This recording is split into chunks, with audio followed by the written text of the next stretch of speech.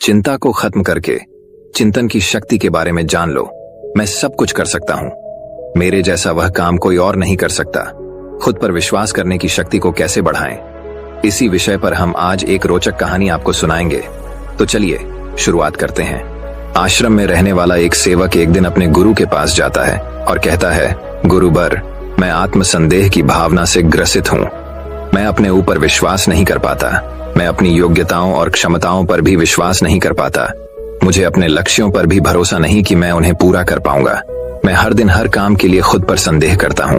कई बार मेरे आसपास के लोग मुझे प्रोत्साहित करने का प्रयास करते हैं कि मैं योग्य हूं और कुछ भी कर सकता हूं, लेकिन मुझे उनकी बातों पर भी संदेह होता है। किसी भी बड़े और कठिन कार्य को करने से पहले ही मैं खुद को बहुत समझाने का प्रयास करता हूं कि मैं उस कार्य को कर सकता हूं, लेकिन जैसे ही उस कार्य को करने का समय नजदीक आता है, संदेह और डर मेरे ऊपर हावी हो जाता है और मैं उस कार्य को खराब कर देता हूं और लोगों के बीच हंसी का पात्र बनता हूं। गुरुवर, आप मुझे स्वयं पर विश्वास करने की शक्ति के विषय में कुछ बताइए और इस आत्म संदेह की भावना को खत्म करने के लिए मेरा मार्गदर्शन कीजिए। गुरु ने अपने शिष्य की बात पूरे ध्यान से सुनी और फिर कहना शुरू किया, अगर तुम्हें अपनी बाहरी दुनिया को जीतना है या फिर बाहरी दुनिया में कुछ भी हासिल करना है, तो सबसे पहले तुम्हें अपनी आंतरिक दुनिया को जीतना होगा। और खुद की आंतरिक दुनिया को जीतने के लिए तुम्हें अपने अंदर की विश्वास प्रणाली को मजबूत बनाना होगा, क्योंकि जब तक तुम खुद पर विश्वास करना नहीं सीखते, तब तक तुम्हारे आसपास के लोग भी तुम पर विश्वास नहीं करेंगे। एक बात हमेशा याद रखो, दूसरे लोग तुम पर विश्वास करें या ना करें, तुम्हें अपने ऊपर विश्वास होना चाहिए। क्योंकि अगर दूसरे लोगों को तुम पर विश्वास नहीं है और तुम्हें अपने ऊपर विश्वास है कि मैं कुछ अच्छा कर सकता हूं, तो ये तुम्हारे लिए बहुत है। हम इंसानों के पास एक बहुत ही अच्छी शक्ति है और वो है विश्वास करने की शक्ति। हर अलग अलग इंसान हर परिस्थिति को अपने नजरिए से देखता है और यही वो शक्ति है। जिस तरह से हमारा विश्वास होगा, उसी नजरिए से हम अपने आसपास की घटनाओं को देखेंगे और हमारा आत्मविश्वास भी उसी तरह का होगा। इसे एक छोटी सी कहानी से समझो। एक बार एक राजा ने 2 पक्षी खरीदे। फिर उसने अपने माली से कहा कि वो इन दोनों पक्षियों को उड़ना सिखाएं। कुछ दिनों बाद माली ने देखा कि उन दोनों में से एक पक्षी ने उड़ना सीख लिया, लेकिन दूसरा पक्षी उड़ नहीं पा रहा था। वो पक्षी बस एक पेड़ की डाली पर बैठा रहता था। माली उस पक्षी को उड़ाने की बहुत कोशिश करता था, लेकिन कोई भी फायदा नहीं हुआ। एक दिन जब दोनों पक्षियों को आसमान में उड़ते राजा ने देखा, तो वह बहुत आश्चर्य में पड़ गया।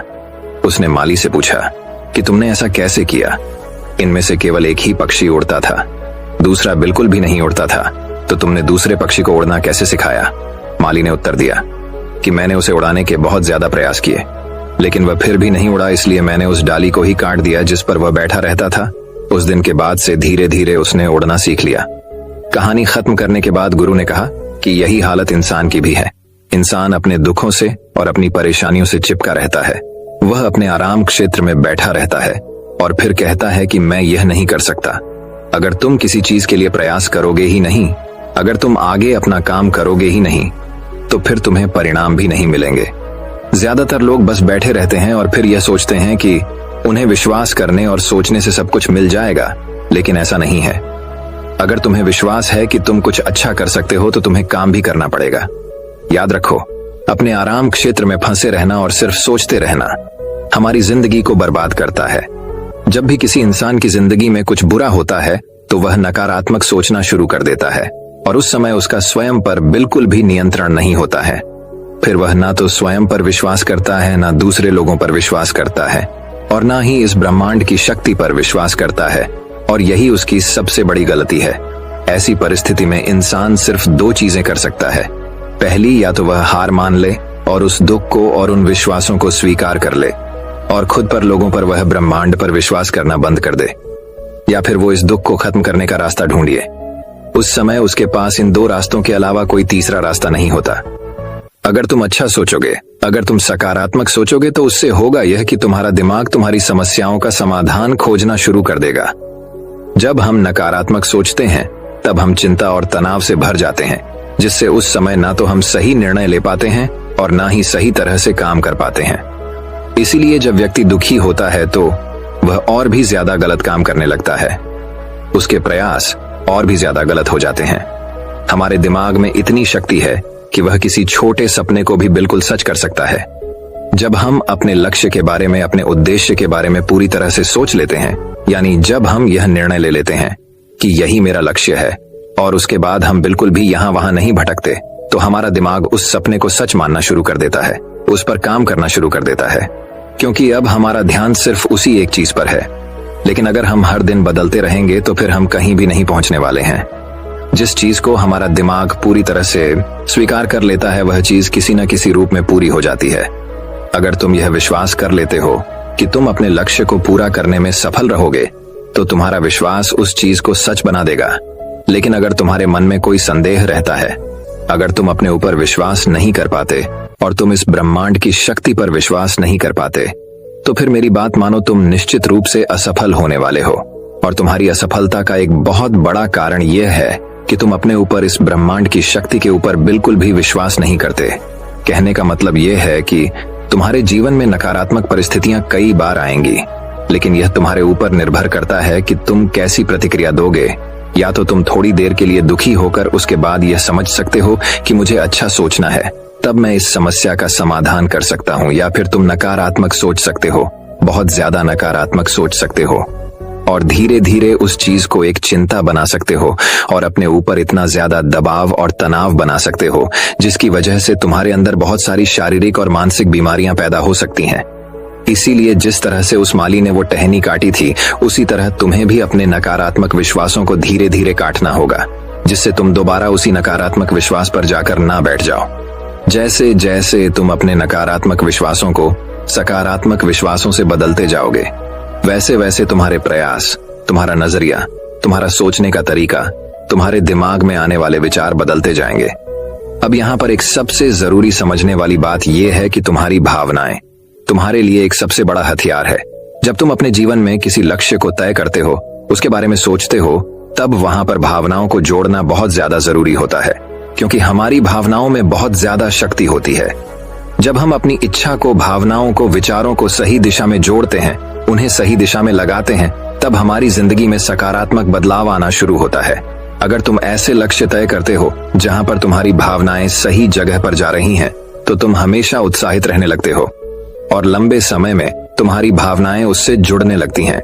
लेकिन अगर तुम्हें अपनी भावनाओं का सही फायदा लेना है, तो सबसे पहले तुम्हें अपने अवचेतन मन को सही तरीके से प्रशिक्षित करना होगा, क्योंकि जो भी बार बार दोहराने पर तुम्हारे अवचेतन मन में जाएगा, उसी से तुम्हें अपनी भावनाओं को जोड़ना है।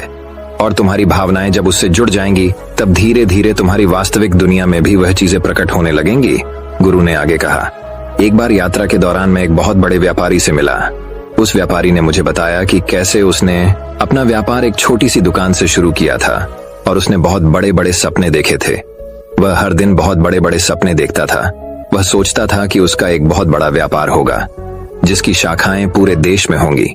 वह अपनी कल्पना में बड़ी बड़ी दुकानें, बहुत से कर्मचारी, नौकर चाकर, बड़ी बड़ी कोठियां, घोड़ा गाड़ी इत्यादि के चित्र देखता था, और वह हर दिन इसको बार बार करता था और पूरे अनुशासन के साथ करता था और बिल्कुल संतुलित कल्पना शक्ति के साथ करता था। वह जानता था कि नियमित, संतुलित और अनुशासित कल्पना से वह अपने सपनों को सच कर सकता है। इसकी वजह से वह अपने अंदर एक चमत्कारिक ऊर्जा को महसूस करता था। जब उसने ऐसा करना शुरू किया, तो धीरे धीरे वह और भी ज्यादा सफलता की तरफ बढ़ने लगा। वह ब्रह्मांड के आकर्षण के नियम से अपनी मनचाही चीजों को अपनी ओर आकर्षित करने लगा। उसने अपनी कल्पना शक्ति का और आकर्षण के नियम का प्रयोग करके अपने सारे सपनों को हकीकत में बदल लिया। उसने वह सब कुछ पा लिया जो उसे अपनी जिंदगी में चाहिए था। गुरु ने आगे कहा कि उस व्यापारी ने मुझसे एक बहुत अच्छी बात कही थी कि जितना आसान खुद की असफल रूप में कल्पना करना है, उतना ही आसान खुद की सफल रूप में कल्पना करना भी है। बस फर्क हमारी सोच और कल्पना का है कि हम क्या कल्पना करेंगे। यह पूरी तरह से हमारे ऊपर निर्भर करता है।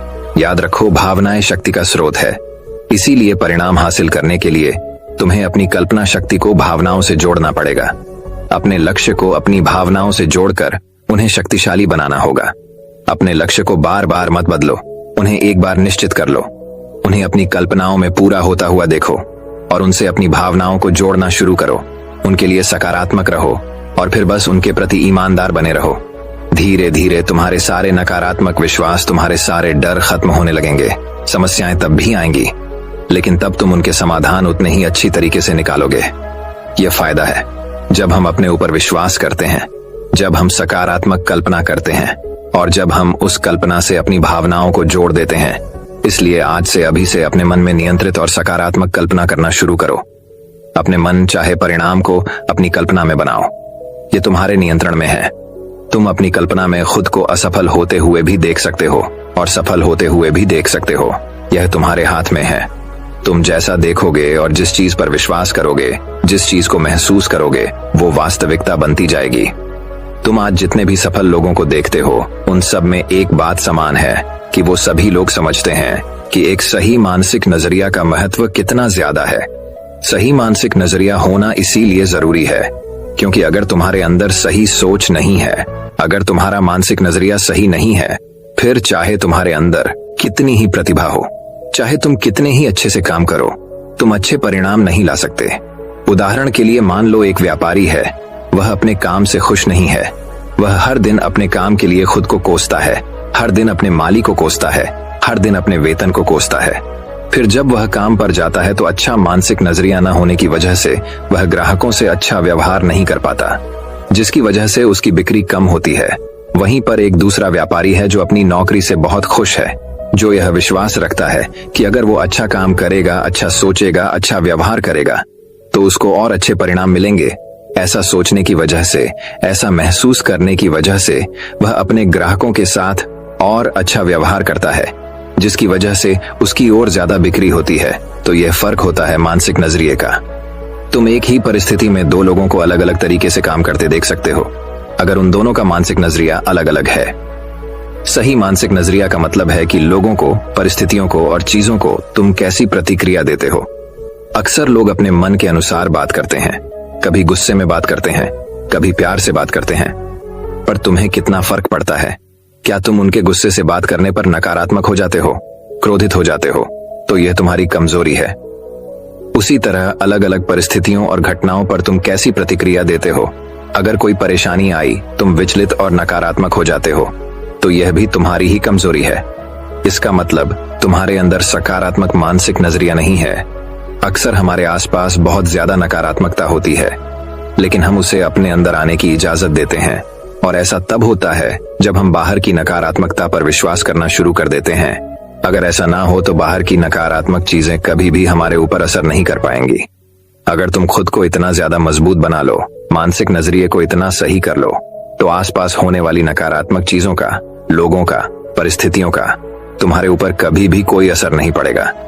विश्वास में कितनी शक्ति होती है इस कहानी से समझो। एक बार एक सेठ था जिसको एक बीमारी थी उसके फेफड़ों में। उसके शरीर में यह बीमारी बहुत ज्यादा बढ़ चुकी थी। जब बहुत उपचार करने के बाद भी कोई फायदा नहीं हुआ तो उसके बेटे ने अपने पिता का उपचार करने का निश्चय किया। उस सेठ का बेटा एक जगह पर गया और जब वहां से वापस आया, उसने अपने पिता से कहा, मैं एक बड़े प्रसिद्ध साधु से मिला था जिसने मुझे यह तावीज दी है, पर इसके बदले उसने मुझसे 50 सोने के सिक्के लिए हैं। लेकिन सेठ के लड़के ने उस ताबीज को एक बाजार से खरीदा था। वह एक साधारण चांदी की ताबीज थी, लेकिन उस लड़के ने अपने पिता को बताया कि यह एक बहुत ही शक्तिशाली ताबीज है। इसको छूने से बहुत से लोगों की बड़ी बड़ी बीमारियां ठीक हो गई हैं। और उस लड़के ने अपने पिता के विश्वास को यहाँ पर जीत लिया।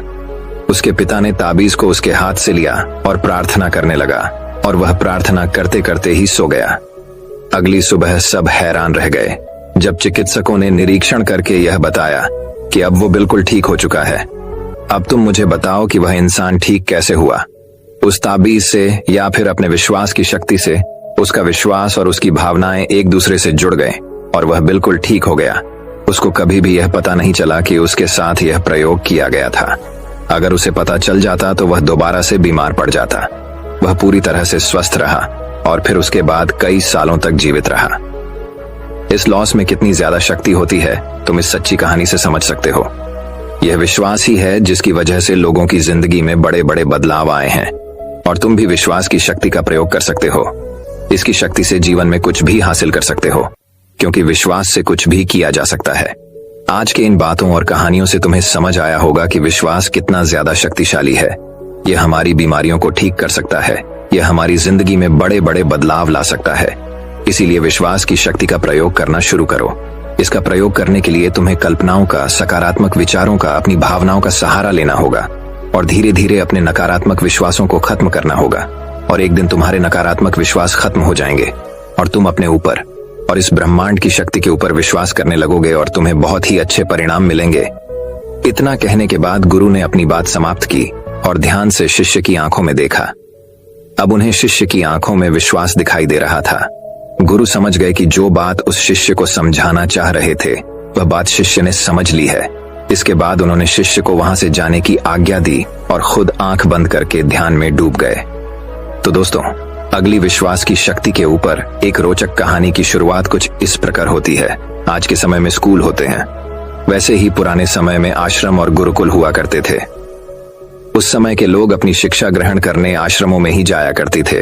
उस समय हर शिष्य अपने गुरु का बहुत ही सम्मान किया करता थे और प्राचीन आश्रमों में किताबी ज्ञान से ज्यादा बच्चों को व्यावहारिक ज्ञान सिखाया जाता था। ऐसे ही प्राचीन समय में एक आश्रम था जिसमें विभिन्न प्रकार के विद्यार्थी गुरु से शिक्षा ग्रहण किया करते थे। आश्रम से शिक्षा ग्रहण करने के बाद सभी विद्यार्थी अपने अपने राज्य वापस लौट जाया करते थे। 19 सीटों में राजबीर नाम का एक शिष्य था। वह भी आश्रम की शिक्षा पूरी करने के बाद अपने राज्य वापस लौट आता है। वापस आने के बाद सभी लोग अपने अपने राज्य में किसी न किसी काम में वापस लग जाते हैं। धीरे धीरे समय बीतता गया, राजबीर और बड़ा होने लगा। उसके परिवार की आर्थिक स्थिति पहले से ही अच्छी नहीं थी। राजबीर के घर वालों ने भी यही सोचा था कि राजबीर जब आश्रम से अपनी शिक्षा पूरी करके लौटेगा तो वह बहुत कामयाब बनकर लौटेगा और हमारे घर की सारी गरीबी को खत्म कर देगा। लेकिन राजबीर के साथ यह सारी बातें उल्टा पड़ रही थीं। वह आश्रम से शिक्षा ग्रहण करके तो आया था, लेकिन जब वह काम की तलाश में कहीं जाता था तो उसे कोई भी काम नहीं मिलता था। वह छोटी छोटी चीजों में असफल हो जाया करता था। राजबीर एक बार अपने राज्य के राजा के यहाँ गया हुआ था, क्योंकि राजा अपनी सेना में नए सैनिकों को भर्ती कर रहा था। राजबीर भी राजा की सेना में भर्ती होने के लिए उसके महल पहुंचाता है। लेकिन राजबीर जब राजा के अधिकारियों के सामने ही अपनी योग्यता दिखाने के लिए प्रस्तुत होता है तो उसके हाथ पैर कांपने लगते हैं।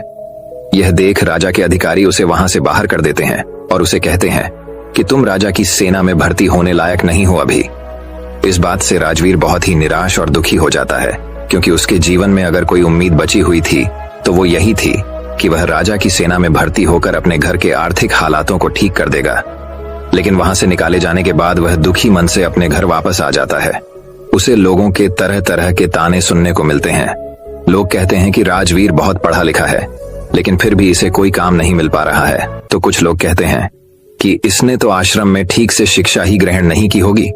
कुछ लोग तो यहाँ तक कहने लगते हैं कि यह मंद बुद्धि है, इसमें सोचने समझने की क्षमता ही कम है, इसीलिए इसका दिमाग ठीक तरह से काम नहीं कर पा रहा है।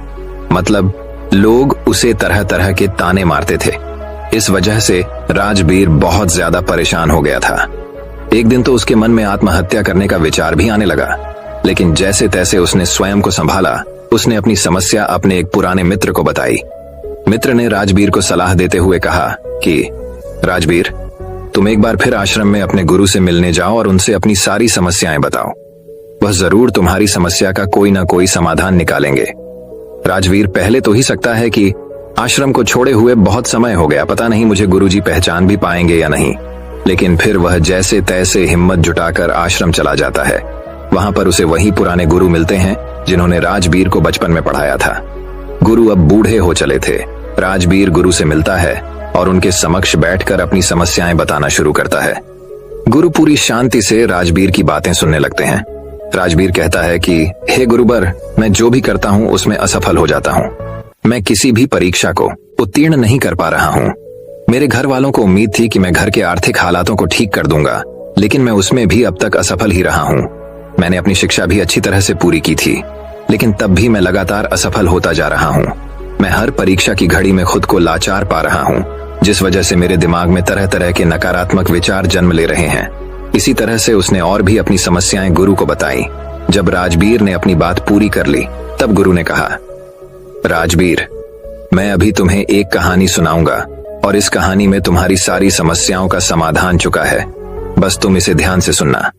एक बार एक चरवाहा जंगल में अभियान चलाया करता था। एक दिन भेड़ चराते वह जंगल में इतना आगे चला गया कि वहां उसे एक शेर का छोटा बच्चा मिला। उसने अभी आंखें भी नहीं खोली थी। छोटा बच्चा सबको प्यारा लगता है। यह जानते हुए भी कि यह शेर का बच्चा है, वह चरवाहा उस बच्चे को अपने घर ले आया और भेड़ों का दूध पिलाने लगा। वह बच्चा धीरे धीरे बड़ा होने लगा। वह भेड़ के बच्चों के साथ खेलता, उनके साथ ही दूध पीता और उनके जैसा ही बोलता। वह खुद को भेड़ ही समझता था। अब बच्चा बड़ा हो गया था।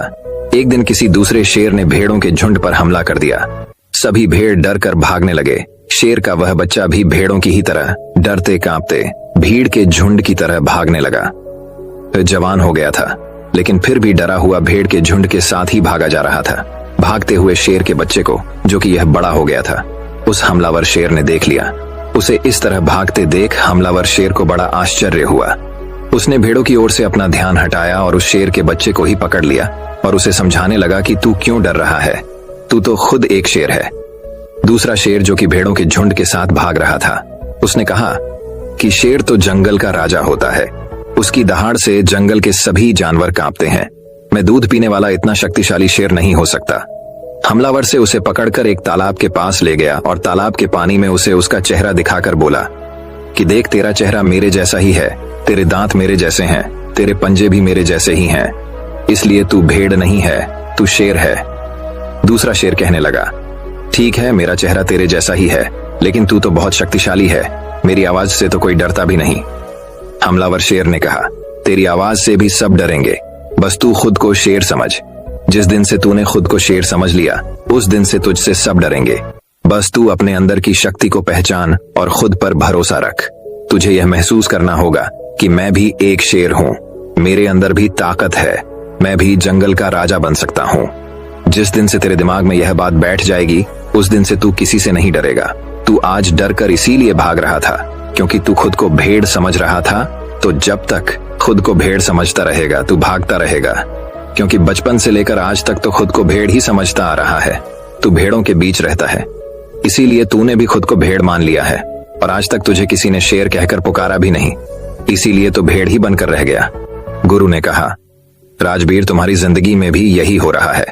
तुम्हारे अंदर सारी योग्यताएं हैं, लेकिन तुम भी खुद को भेड़ ही समझ रहे हो।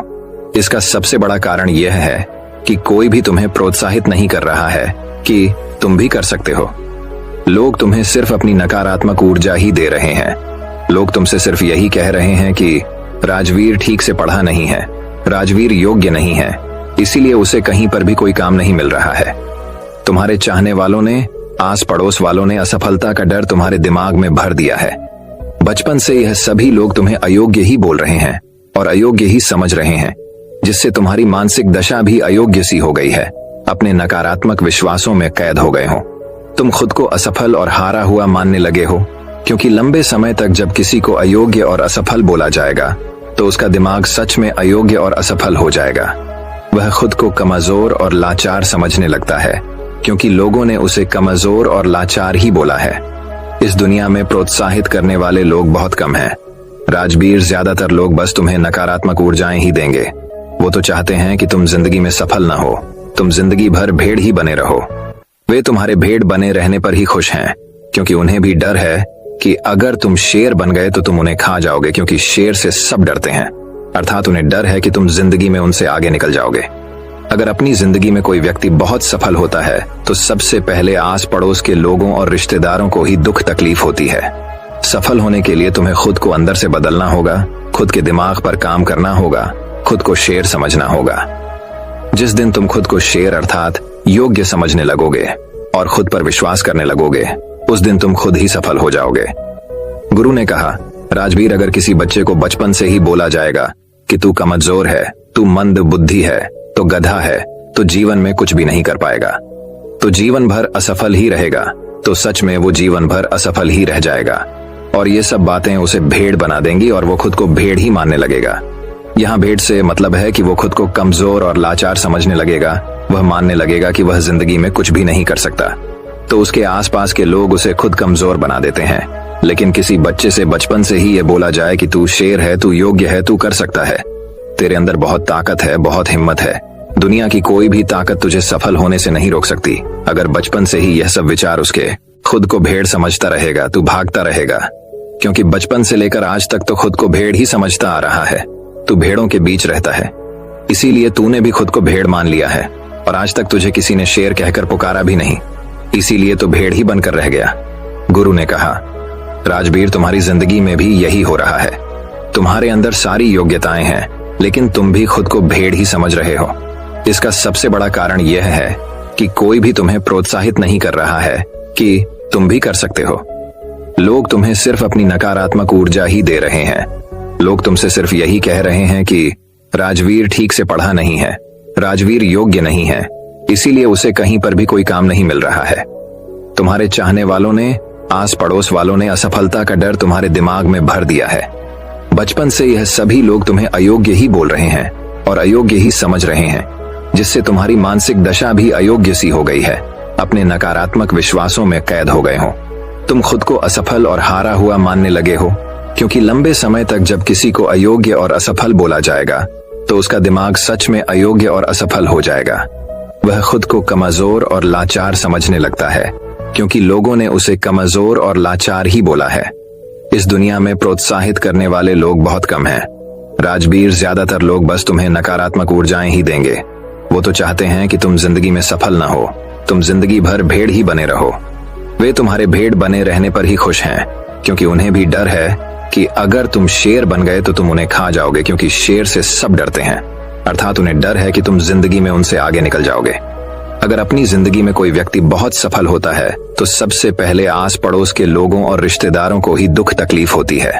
सफल होने के लिए तुम्हें खुद को अंदर से बदलना होगा, खुद के दिमाग पर काम करना होगा, खुद को शेर समझना होगा। जिस दिन तुम खुद को शेर अर्थात योग्य समझने लगोगे और खुद पर विश्वास करने लगोगे, उस दिन तुम खुद ही सफल हो जाओगे। गुरु ने कहा, राजवीर, अगर किसी बच्चे को बचपन से ही बोला जाएगा कि तू कमजोर है, तू मंद बुद्धि है, तो गधा है, तो जीवन में कुछ भी नहीं कर पाएगा, तो जीवन भर असफल ही रहेगा, तो सच में वो जीवन भर असफल ही रह जाएगा। और ये सब बातें उसे भेड़ बना देंगी और वो खुद को भेड़ ही मानने लगेगा। यहाँ भेड़ से मतलब है कि वो खुद को कमजोर और लाचार समझने लगेगा। वह मानने लगेगा कि वह जिंदगी में कुछ भी नहीं कर सकता, तो उसके आसपास के लोग उसे खुद कमजोर बना देते हैं। लेकिन किसी बच्चे से बचपन से ही ये बोला जाए कि तू शेर है, तू योग्य है, तू कर सकता है, तेरे अंदर बहुत ताकत है, बहुत हिम्मत है, दुनिया की कोई भी ताकत तुझे सफल होने से नहीं रोक सकती।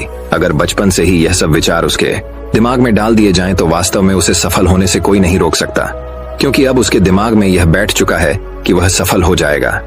जब किसी के दिमाग में यह सब बातें पूरे विश्वास के साथ बैठ जाती हैं, तो फिर यह ब्रह्मांड खुद उसे सफल बनाता है। बच्चा जब जानने समझने लायक होता है तो उसके आसपास क्या चल रहा है, लोग क्या बोल रहे हैं, वह ये सब बातें बड़े ध्यान से सुनता है और समझता भी है।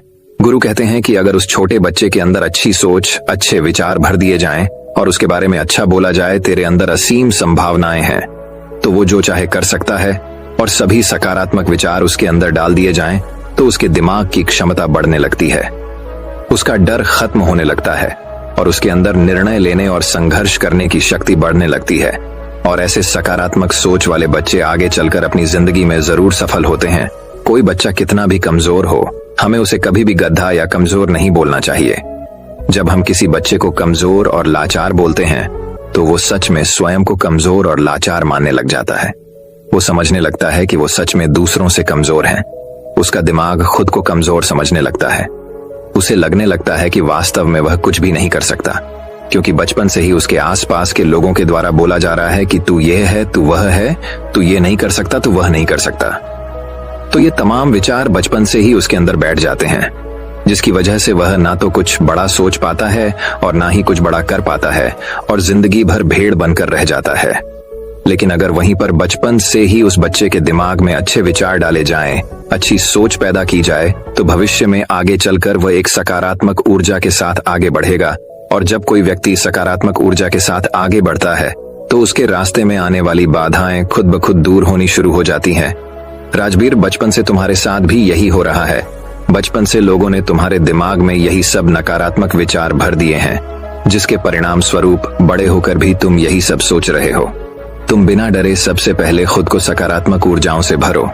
जब तुम खुद को सकारात्मक ऊर्जाओं से भर लोगे तब तुम स्वयं ही सफल हो जाओगे। फिर सफलता के द्वार तुम्हारे लिए खुलने लगेंगे।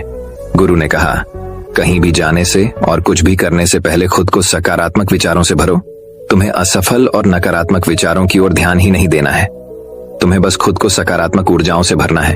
तुम प्रतिदिन जब सुबह उठो और रात में सोने जाओ तब स्वयं से कहो और महसूस करो कि मैं भी कर सकता हूँ, मैं हार नहीं मान सकता, क्योंकि मेरे अंदर भी क्षमता है, मेरे अंदर भी योग्यता है। खुद को सकारात्मक ऊर्जाओं और विचारों से लगातार भरते रहो। इसके बाद तुम खुद धीरे धीरे यह महसूस करने लगोगे कि सफलता के द्वार तुम्हारे लिए खुलने लगे हैं। गुरु आगे कहते हैं कि राजवीर, तुम यह काम आज से ही शुरू कर दो। अगर तुम यह काम आज से ही शुरू कर देते हो तो तुम्हें बहुत ही जल्द इसका प्रभाव देखने को मिलेगा। इतना कहने के बाद गुरु मौन हो गए। राजवीर अपने गुरु का धन्यवाद करते हुए एक सकारात्मक ऊर्जा के साथ अपने घर वापस आ जाता है। 3 महीने के अभ्यास के बाद सबसे पहले वह अपने अंदर के डर को खत्म करता है, खुद को सकारात्मक ऊर्जाओं और विचारों से भरता है।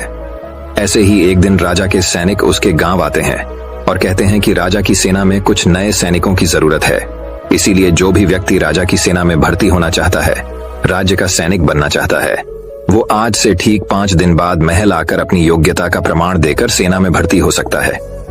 ठीक 5 दिन बाद कड़ी मेहनत के बाद अपनी योग्यता का प्रमाण देने राजवीर राजा के महल पहुंच जाता है। राजा के अधिकारी इस बार जब उसे देखते हैं तो उन्हें राजवीर में एक अलग ही ऊर्जा और उत्साह दिखाई पड़ रहा था। इस बार वह पिछली बार की तरह डरा और घबराया हुआ नहीं था। इस बार राजवीर अपनी सभी परीक्षाओं में पास हो जाता है और राजा की सेना में भर्ती भी हो जाता है। जब राजवीर के परिवार वालों को यह बात पता चली तो वह सब बहुत खुश हो गए। दोस्तों, गुरु के माध्यम से आज हमें ऐसी बातें पता चली जो कि हमारे लिए किसी वरदान से कम नहीं है। तो दोस्तों, मैं उम्मीद करता हूँ कि यह कहानी सुनने से आपके जीवन में अच्छे बदलाव आए होंगे। आपको इस वीडियो से क्या सीखने मिला ये कमेंट करके जरूर बताइए और अपने परिवार, दोस्तों या आपके करीबी इंसान के साथ ये कहानी शेयर करके उन्हें भी इस ज्ञान से परिचित करवाएं। बाकी अगर आपको ये वीडियो दिल से अच्छी लगी हो तभी इस वीडियो को लाइक कर देना और आपने अब तक इस चैनल को सब्सक्राइब न किया हो तो चैनल को सब्सक्राइब भी जरूर कर देना। आपका हर दिन शुभ हो और खुशियों से आपका जीवन भरा रहे। धन्यवाद। नमो बुद्धाय।